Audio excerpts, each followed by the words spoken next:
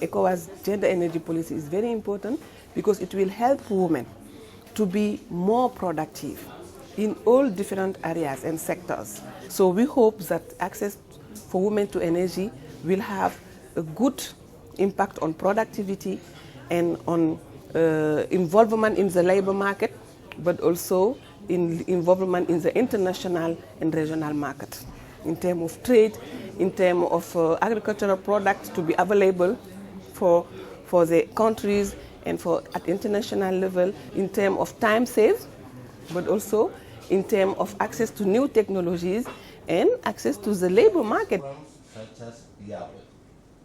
The power deficit often impacts women more than it does on men. Women are the ones who are primarily involved in collecting fire, cooking, these issues which are really made worse when there's no power. So for those two reasons, it's important that we address the power deficit.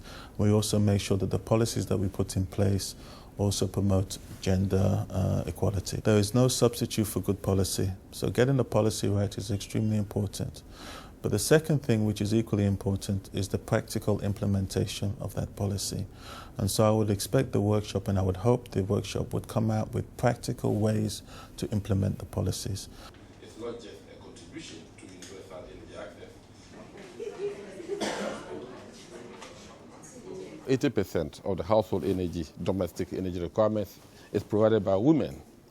So how do we get this service to them without embedding them? So now you see the game changing. See more and more women coming up into the production, policy formulation, policy development, implementation of the policies, and even the production and distribution of energy services, women coming in and not just consumers as they have always been of the end product. Well, very briefly, just because I was not aware until yesterday that this particular policy must change the whole environment. That's one where we look at the issue of equal access by all citizens to energy. I mean, we talk about that. There is that approach in the energy policy of the African Development Bank as well as the energy policy of ECOWAS itself. That we must ensure that women are central to not only to the energy policy, but that women are able to access energy at an affordable price. This is a very critical issue.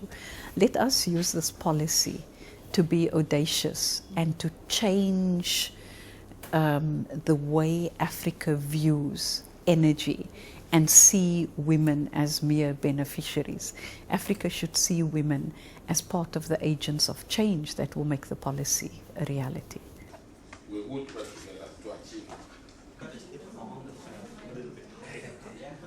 Together to fight